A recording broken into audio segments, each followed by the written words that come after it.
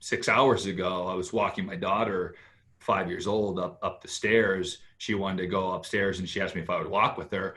And I said, well, why don't we hold hands? And I was telling Elisa this. I just had this vision of our 5-year-old, of me walking her down the aisle. And you almost get like, emotional and choked up about the idea that you hear it all the time, that the time flies and they grow up so fast and this and that, but it's true. And so I really like to stop and slow down and think about those moments and not just let it pass. I mean, that's why I talked to my wife about it, and it's why we're talking about it right now. Is it's meaningful to me. Is I think that what I do in the garden and meditation in general, and just kind of thinking about what's important to me, you start to pick up those moments as opposed to just being totally fleeting, right? Because that moment we could have just been walking up the stairs. I could have been thinking about something else, but I was thinking about how much I need to treasure that moment. And I'd like a lot more of those moments. And that's why I do what I do with, the self-care, with the inner work. It's not because, I think there's still today a stigma associated with like self-development, self-help.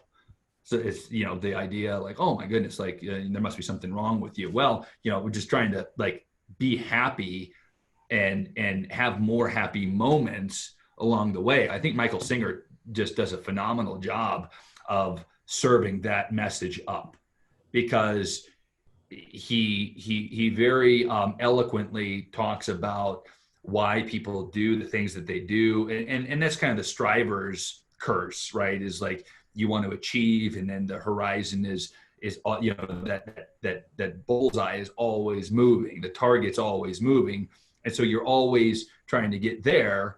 And 50 years later, you're still here, and it's still there. And he says, well, wouldn't it be easier if you just worked on the inner part, and you realize that all you're looking to do is be happy, and it's not all these things that you're trying to accomplish that are going to make you happy, right? It's not the house, it's not the fancy car or the boat or whatever. That resonates with me a lot, because if you look at psychometric testing, I think there's a lot of value in that, in understanding whether it's your unconscious motivators, or whether it's, with print, or if it's DISC or Myers-Briggs, sorry. Any of these tests, you begin to learn more about yourself. And for me, I've always scored high on like achievement, results and whatnot. And so kind of having an understanding of that, I think is helpful. I mean, this morning I was doing some affirmations this morning, and this was from something that maybe the 4th or 5th day of Date with Destiny with Tony Robbins. I wrote this down, and it's in my phone, and it pops up every morning. And it's supposed to be a trigger. But one of the things that I wrote was that I, Cody, see, feel, think, and hear that the ultimate purpose of my life is to be spiritually aware and enjoy the journey on the way to my fullest potential. And the fullest potential of my loved ones is important as well. What that's about is the scarcity mindset that I think is so pervasive with so many people, not having enough, not being enough, right?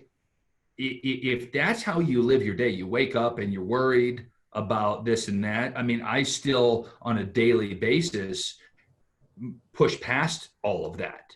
So it's not that I don't have those feelings. I just don't, they may come and I don't entertain them.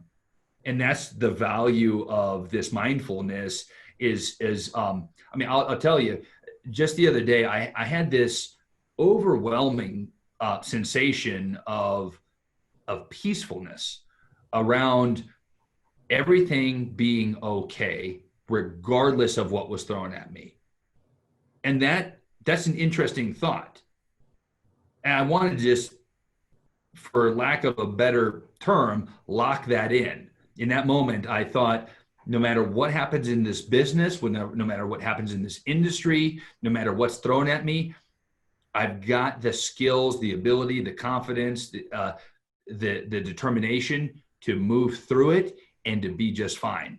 Because that, I mean, it seems oversimplified to say that peace of mind and being carefree is a fantastic sensation for somebody to have. But the reality is, most people do live with this low grade anxiety and fear about what's to come. I've been there. I've been there for a lot of my life. And so I love being on that journey, chipping away at that to say, no, that's not, I want to go about my days living carefree and lighthearted, knowing all is well. I mean, that's actually a mantra that's in a meditation that I listen to probably 3-4 times a week with Deepak Chopra.